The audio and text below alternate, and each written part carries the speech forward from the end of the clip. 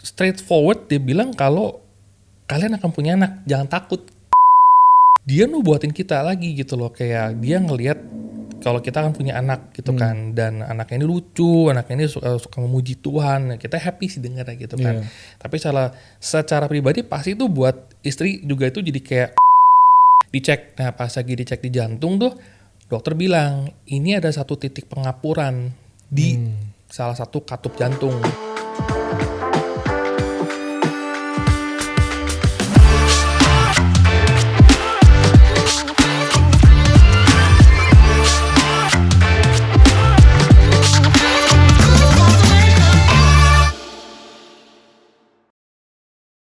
Halo semuanya, apa kabar? Kembali lagi di program kita Today's Message Podcast bersama dengan saya, Jose Claudio. Hari ini kita akan kembali ngobrol seru tentunya dengan narasumber yang sudah tayang pada minggu lalu episodenya, yaitu Brother William Kurniawan. Halo bro. Hai. Apa kabar? Baik. Thank you nih udah bisa join lagi di program podcast untuk bisa cerita dan sharing pengalaman yang lo alamin tentunya bersama dengan Tuhan. Oke, dan saya percaya Anda yang menyaksikan juga diberkati dengan podcast minggu lalu ya tentang jodoh. Jodoh pasti bertemu kata lagu. Oke, nah hari ini kita mau ngobrol tentang pengalaman Bro William dengan anak. Setelah ketemu jodoh kan akhirnya bisa punya anak, ya kan? Nah, ini ada cerita bagaimana pengalaman Bro William, ada sesuatu yang terjadi kepada anaknya lu waktu masih dalam perut maminya gitu kan ya. Nah mungkin boleh sharing gak sih itu gimana sih ceritanya dan apa yang terjadi gitu. Oke, jadi kalau misalnya kita ngomongin anak ini nih bagaimana dia datang di keluarga kita tuh juga itu udah mujizat sih. Jadi kita kan sebelum nikah itu 6 bulan sebelum nikah itu istri ada vaksin HPV. Jadi ada waktu 6 bulan di mana kita belum bisa mulai program punya anak. Nah, tapi setelah itu kita boleh coba. Nah, sempet coba itu kira-kira ada kali 4 bulan itu nggak membuahkan hasil nih. 4 bulan setelah udah boleh ya? Iya. Nah, jadi waktu itu ceritanya kita mulai kayak kok belum berhasil nih, kenapa nih? Kita mulai bertanya-tanya gitu kan. Ya sebenarnya di latar belakang ini nih istri emang sempat ada pernah operasi miom lah, nggak major, cuma intinya kayak ya udah dibuang aja. Nah kita personally gue ada kepikiran ada ngaruh nggak sih dengan gagalnya usaha ini gitu kan ya. Kita udah coba berapa kali, tapi di situ kita juga nggak putus asa, masih tetap coba aja gitu kan. Nah, tapi secara uniknya nih berarti di awal 2022, tepatnya sih lebih di malam tahun barunya itu kita lagi ada acara komsel gitu kan, kita makan-makan. Nah di situ ada satu orang namanya Ferry gitu loh. Kita nggak kenal sama dia, tapi waktu dia datang ke acara itu dia baru kenal di situ atau? Iya, baru kenal di situ gitu loh. Jadi baru pertama kali ketemu dia nyamperin kita nih. Dia ngobrol sama intinya kayak mulai bicara-bicara sama gue sama istri itu, dia straightforward dia bilang kalau kalian akan punya anak, jangan takut gitu loh. Dan dia tahu lu udah menikah sama. Dan istri. Dia nggak nanya sih, teman dia langsung dia intinya kayak dia tahu kali, mungkin tahu dari mana kayak oh ini couple nih udah nikah gitu kan. Tapi dia langsung bilang jangan takut, kalian pasti punya anak gitu kan. Nah terus buat kita yang pertama kali kenal kan itu sesuatu pembicaraan ibaratnya kayak loh kita kan belum saling kenal gitu kan, tapi dia ngomong kayak gitu. Iya, reaksi kita netral, kita aminin gitu kan. Jadi maksudnya kayak tapi ke dianya netral nih, tapi apa yang dia katain kayak ya aminin gitu kan, kita seneng gitu kan. Nah, sampai akhirnya masuk tahun baru 2022 di awal itu kita kan waktu itu masih COVID, jadi komsel online. Nah pas lagi udah kelar komsel, entah kenapa waktu itu pembahasannya lagi soal kayak pengalaman mengalami pesan nubuatan. Nah istri tuh nanya, aku kayaknya seumur-umur belum pernah nih ngerasain dikasih nubuat gitu kan. Nah tiba-tiba tuh setelah Komsel, si Ferry ini yang kita pernah ketemu di tahun acara tahun baru itu, dia WhatsApp gue, bro boleh nggak gue telepon lu bentar, mau ngobrol. Terus kayak ya udah gitu kan, kayak ya udah boleh gitu kan. Nah intinya pas dia telepon itu, dia nubuatin kita lagi gitu loh, kayak dia ngelihat kalau kita kan punya anak gitu kan, dan anaknya ini lucu, anaknya ini suka memuji Tuhan, kita happy sih dengarnya gitu kan.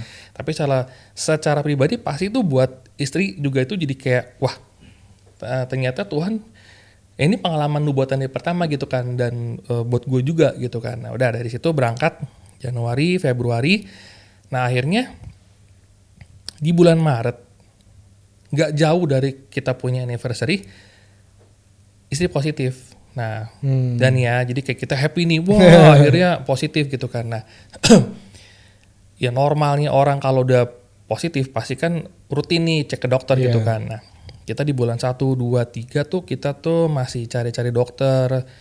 Dan selama pindah-pindah dokter, hasil evaluasinya bagus, nggak ada apa-apa. Tapi di satu kesempatan, ada satu dokter ini yang sampai melahirkan, dia yang handle, itu waktu dia USG dia yang bilang pas dia cek jantung itu bulan keberapa tuh? Itu di bulan berarti Mei atau Juni kali ya. Nah, ya maksudnya bulan kehamilan yang keberapa? 3. Okay.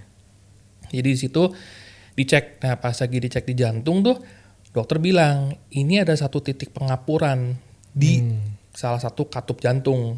Nah, lupa ya istilah kedokterannya apa, tapi setelah kita dengar vonis itu, kita belum tahu nih dampaknya apa. Dokter cuma bilang ya ini wajar kok, dari 10 kasus persalinan nih 5 ada ditemuin kasus kayak gini. Nah istri responnya waktu itu cuma bisa nanya, kita bisa ngapain nih dok?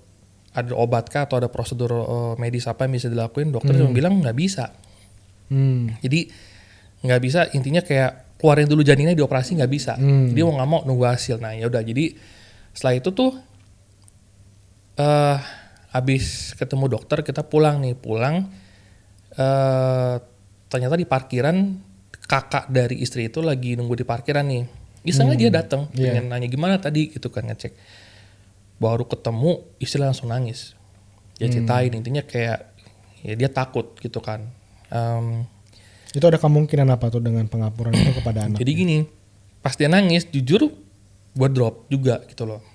Tapi kayak di dalam hati tuh bukan karena gue, tapi pasti kayak ada Tuhan kuatin gue gitu loh. Kayak entah kenapa kayak tetap percaya nggak ada apa-apa. Pulang gue cek di Google itu intinya kondisi medis ini bisa berujung 2 nih, 3. Yang pertama dia nggak kenapa-napa buat long run-nya. Yang kedua kemungkinan bisa ada gangguan jantung. Yang ketiga itu untuk jangka dekatnya itu waktu kelahiran dia bisa Down syndrome. Gue baca itu kan namanya, kadang kita kalau searching di Google pasti kayak ngeri-ngeri sedap gitu kan ya. Di situ gue kayak wah Tuhan gimana nih gitu kan. Jadi kayak buat yang nonton podcast yang pertama pasti tahu kan latar belakang gue ini dari gue SMA, gue ini dicemplungin lah gitu di pelayanan gereja dari SMA. Dan di sini gue ngeliat bahwa nggak ada sesuatu tuh yang sia-sia. Jadi waktu gue pelayanan itu tuh tugas gue input ayat-ayat dari yang mau pendeta sampaikan nanti ya. Gue sih banyak gitu kan ya, pendeta-pendeta waktu itu tuh waktu zaman itu tuh kayak wah satu perikop gitu kan, bisa berapa perikop. Nah gue jujur sekarang gue ngeliat gue diberkati banget.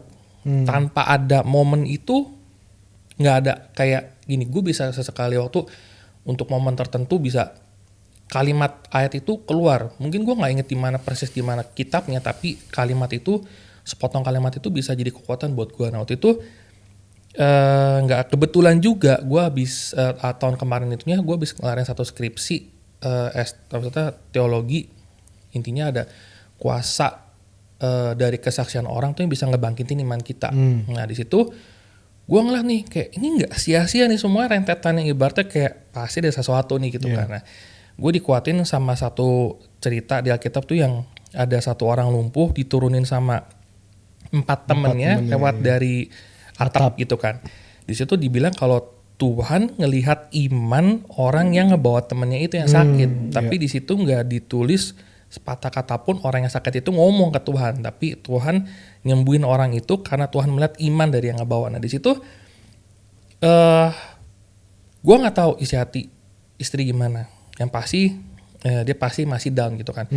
Tapi di situ gue cuma keinget kalau saat ini gue diberkatin dengan kesaksian cerita itu, ayat itu, gue percaya dengan iman gue start dengan iman gue, Tuhan bisa ngelakuin sesuatu.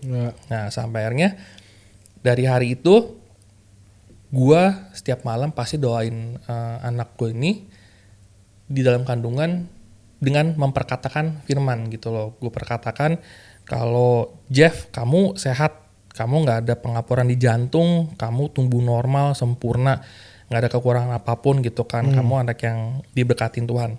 Setiap malam gue sama istri selalu doain itu. Kita sehati, kita imanin. Nah, sambil berjalannya waktu, bulan ke-4, bulan ke-5, bulan ke-6, entah kenapa tuh ada aja kayak momen mungkin karena kita datangnya terlalu sore, jadi dokternya juga nggak bisa banyak waktu buat kita kasih evaluasi, atau ada momen dimana pas kita datang kita kelupaan aja gitu loh. Kita kelupaan bukan karena kita terima keadaan, maksudnya kayak yaudahlah ya, kalau biar ada gitu, ya mau gimana, enggak. Tapi emang kayak entah kenapa kita kayak nggak ngeh aja, tapi tiap malam kita rutin tetap doain, perkatain iman. Nah terus sampai di bulan ke-7, nah ini dia nih, pas kita mau ngecek, kita udah prepare banget kayak ibaratnya kayak ini harusnya nih kalau secara pertumbuhan janin harusnya makin jelas kan gitu kan. Nah, tapi bulan sebelumnya sempat USG juga nggak? Gimana? Setelah bulan ketiga itu 4, 5 selalu itu USG selalu kan? Tapi tiap kali USG entah kenapa ada momen juga si dokternya kayak nggak ngebahas bagian jantung gitu kan. Semua organ semua bagus apa semua. Jadi pas di bulan ke-7 itu si dokter emang jadwalnya untuk kita evaluasi lebih lengkap nih. Jadi setiap organ dievaluasi. Nah kita udah nungguin nih pas udah di bagian dibilang oke, sekarang bagian yang paling penting jantung. Gue sama istri kayak bener-bener menyimak nih apa nih menurut dokter gitu kan. Nah jadi pas udah dicek dia bahas tuh dia evaluasi tuh detail banget setiap katupnya apa segala macam, alirannya apa segala macam, dan sampai di satu momen udah kelar dia bilang bagus jantungnya. Nah di situ gue ngelihat bahwa hati gue tuh kayak penuh sukacita banget gitu loh. Gue nggak ekspresiin berlebihan, tapi kayak kita kayak wah bagus gitu kan. Nah terus dari momen itu gitu loh, gue sama istri ngelihat gitu loh bahwa lu boleh ngomong, lu punya uang sebanyak apapun, lu mau sekaya Elon Musk pun, kondisi ini nggak bisa lo apa-apain gitu loh. Uang sebanyak apapun intinya nggak ada prosedur medis yang bisa menghilangkan si titik pengapuran itu gitu kan, nggak ada obat apapun gitu kan. Jadi di situ jadi pengalaman pribadi buat gue sama istri, dan gue seneng dari semenjak mujizat ini gue ngeliat juga kayak istri juga jadi ada langkah iman gitu loh. Dia belajar kayak dia sih yang mulai duluan gitu loh. Jadi waktu setelah baby lahir udah umur 1 bulan gitu kan ya, setiap ada momen dia lagi gendong, dia punya kebiasaan istri tuh perkataan firman gitu loh. Jadi kayak iman dia buat anak ini, kamu kan jadi anak yang pintar, kamu kan jadi anak yang takut sama Tuhan gitu kan, kamu sayang orang tua gitu kan. Dia perkatain, artinya itu kan sesuatu yang ibaratnya dia percaya bahwa ke depan iman dia untuk anak ini adalah anak ini akan bertumbuh seperti ini gitu kan. Waktu gue dengar itu kayak gue happy sih, intinya dengan peristiwa ini bisa jadi kayak suatu apa ya, yang memperkuat pondasi kita punya pernikahan gitu loh. Jadi kayak eh, kayak kita waktu kita baca kisah tokoh Alkitab gitu loh, kita bisa ngeliat bahwa lewat dari perjalanan hidupnya dia sama Tuhan, itu tuh dia bisa kenal Tuhan itu Tuhan yang seperti apa. Kayak misalnya Abraham ngeliat Tuhan, pasti Tuhan yang megang janjinya gitu loh. Tuhan nggak pernah mengingkari janji. Kalau Daud mungkin dia punya pengalaman ngelawan Goliat, dia ngeliat bahwa Tuhan itu Tuhan yang memberikan dia kemenangan gitu kan. Nah jadi kita ngeliat di sini dalam pengalaman hidup gue bahwa Tuhan itu juga Tuhan yang selalu bertanggung jawab atas ibaratnya anak-anaknya gitu loh.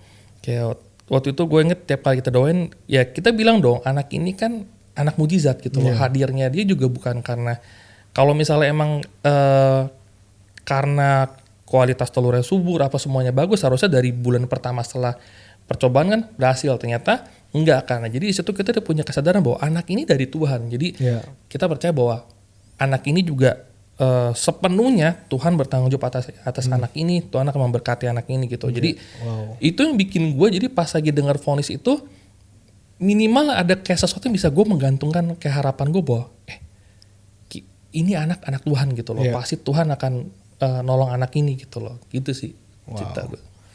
Oke, jadi di masa lu pertama menantikan, terus yang kedua setelah dapet ada sesuatu yang terjadi.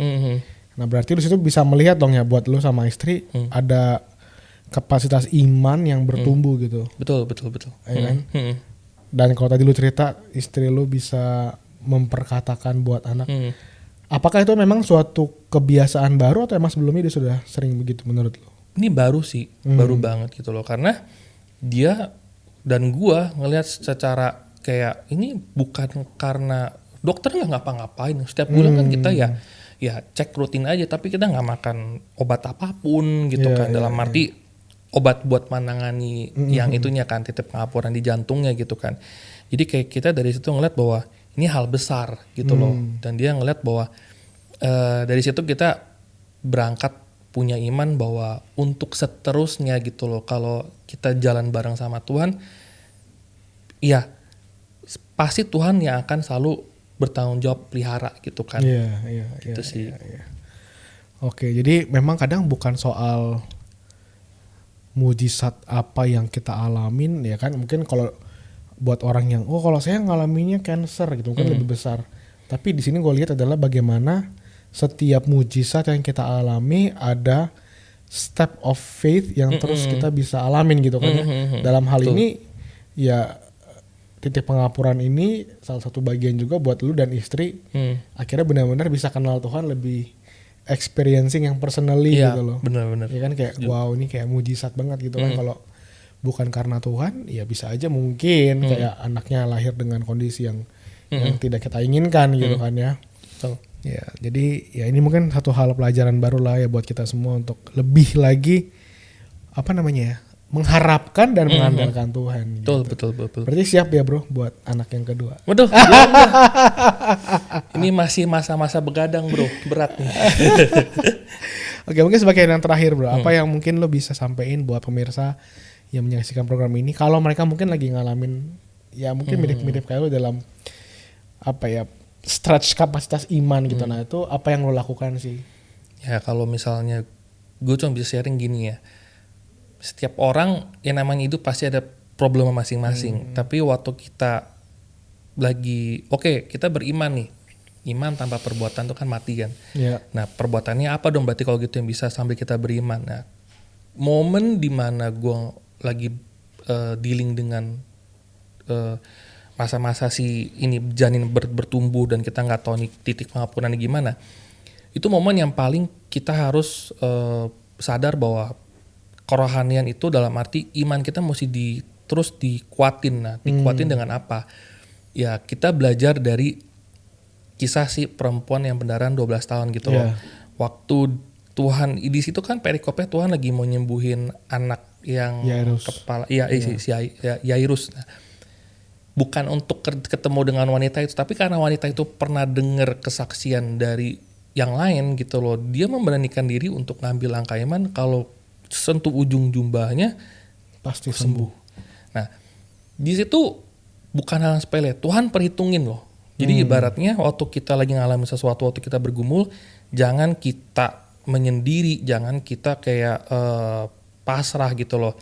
Kita beriman dalam arti udah percaya aja. Kita percaya itu dalam arti kita benar-benar harus kita tuh punya satu kesadaran bahwa Tuhan masih punya kuasa, Tuhan masih sanggup ngelakuin ini. Jadi momen-momen lagi menanti Tuhan jawab, kita juga harus punya waktu di mana kita cari Tuhan. Kita juga selalu dikuatin dengan kesaksian, gak harus dari kesaksian dari Alkitab aja, tapi dari teman-teman dulu, dari kita nonton di YouTube atau ibaratnya kita dengar orang yang punya kesaksian yang bersama Tuhan, itu benar-benar bikin kita punya harapan itu semakin terus tinggi. Kita punya iman yang kayak ibaratnya tuh kayak Tuhan kita benar-benar percaya gitu loh. Jadi kita nggak pernah putus asa gitu sih. Intinya jangan suka dengerin sampah lah ya. Artinya perkataan-perkataan yang malah melemahkan, yang buat kita jadi takut dan khawatir. Tapi justru kita harus dengar sesuatu yang sifatnya datang dari kesaksian akan kebenaran firman ya kan. Karena kita juga bilang bahwa iman timbul dari